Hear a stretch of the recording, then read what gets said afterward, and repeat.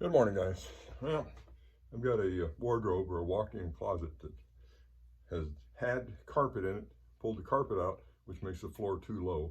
So we ended up putting half-inch concrete board in here, and that brings it up to the level out in the bathroom that this room exits into.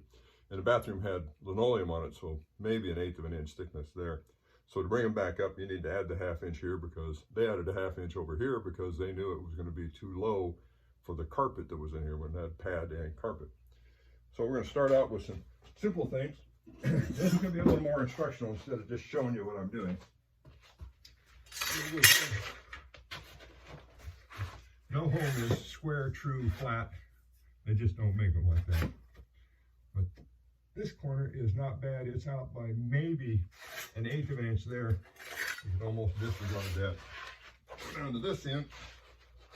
And I think you'll find this one is, I think, look at this one. And it is not as true. Let's get the back wall. That's out about a quarter here, but because the boards are going to lay in this direction, you can just cut these boards longer, and you can put a little bit of a bias on the end of them so that they fit underneath the floor molding. So the squareness is not a problem, but you do want, that wall needs to be straight and true so that it goes all the way across the room perpendicular. You don't want it to, end up with having to add extra pieces down here. So the way you do that is you measure out this material is 7.5 inches. So you measure out 7 3/4 inches, and I've got a mark there already. Another mark down here, I think I've got one. And it's 7 3/4 inches. So that should leave us a string, or just a little bit sticking out. Get your chalk line and make a mark out 7 3/4 inches so you can see what you've got going on.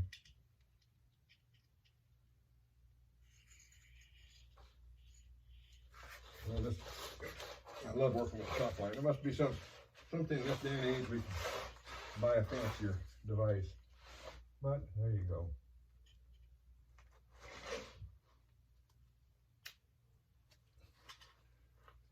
That works every time.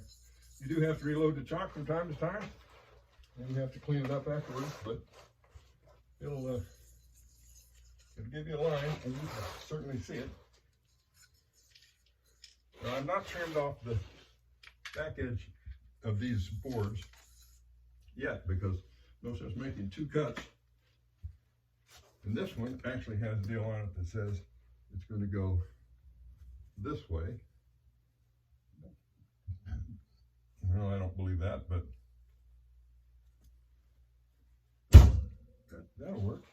I'm going to put this one in here.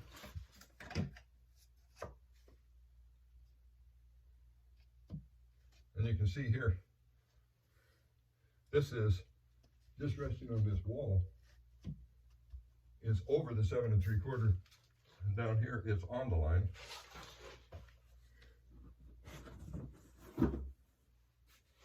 I got another one here, and it goes this way. Let me know if you guys find a way to get your wife to take all the clothes out of the closet before you put flooring in. It would be easier. Now look at that.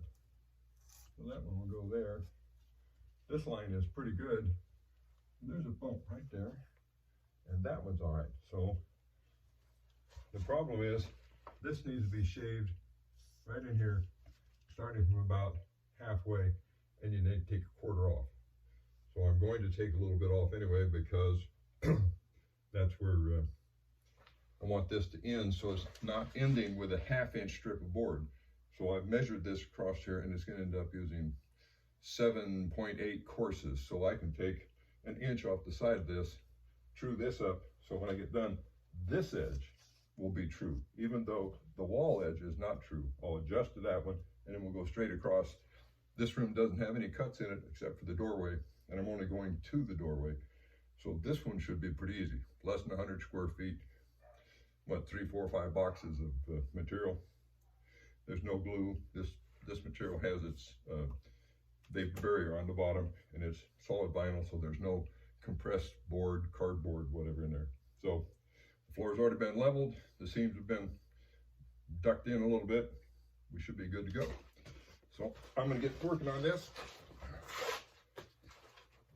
And I'll turn this back on probably in time lapse when I get the first course in. I'll start it and you'll be able to see me progress across. This will be an all-day job, I'll bet you, especially for an old guy. Talk to you later.